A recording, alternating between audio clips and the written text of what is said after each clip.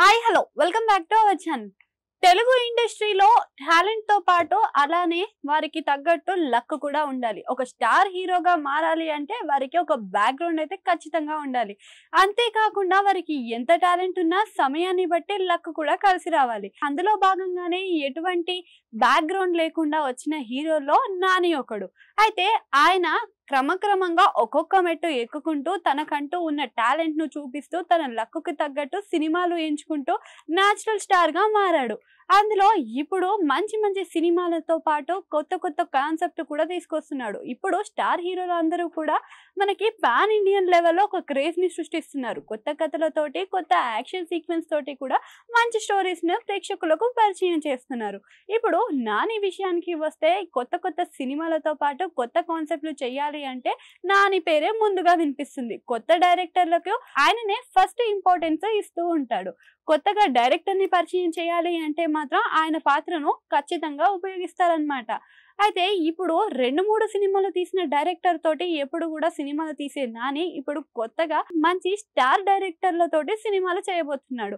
ఈ ఇయర్ లో చూసుకున్నట్టయితే బ్యాక్ టు బ్యాక్ హిట్లు అయితే అందుకున్నాడు. దసరా, ఆ తర్వాత హాయ్ నాన్న ఇలాంటి మంచి కాన్సెప్ట్లను ఎంచుకొని ప్రేక్షకులను అలరించాడు. అంతేకాకుండా ఈ ఇయర్ లోనే మళ్ళీ సరిపోదా శనివారం అంటూ మళ్ళీ ప్రేక్షకుల ముందు కనిపించబోతున్నాడు అనమాట.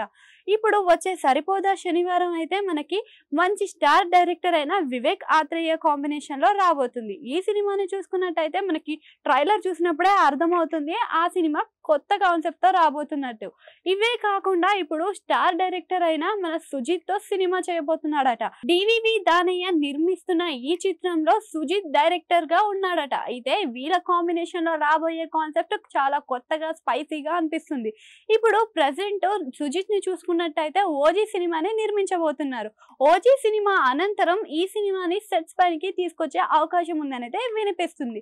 ఇప్పుడు ఓజీ సినిమాకు ఉన్న హైప్ ను చూసుకున్నట్టయితే సుజిత్ రేంజ్ అయితే వేరే లెవెల్లో తీసుకెళ్లే స్థాయిలో కనిపిస్తుంది. ఇంకా నాని విషయానికి వస్తే కొత్త కాన్సెప్ట్ తోటి మంచి పాన్ ఇండియన్ హీరోగా, పాన్ ఇండియన్ డైరెక్టర్ గా కూడా రాబోతున్నట్టుగా చెప్పవచ్చు. వీళ్ళ ఇద్దరు కాంబినేషన్ పండుతుందా పండదా అనే డౌట్ అయితే చాలా మందికి ఉంది. మీ అభిప్రాయాన్ని కామెంట్ సెక్షన్ లో కామెంట్ చేయండి. అట్లనే అక్కడ గంట సింబల్ ఉంటుంది, దాని కూడా నొక్కేయండి.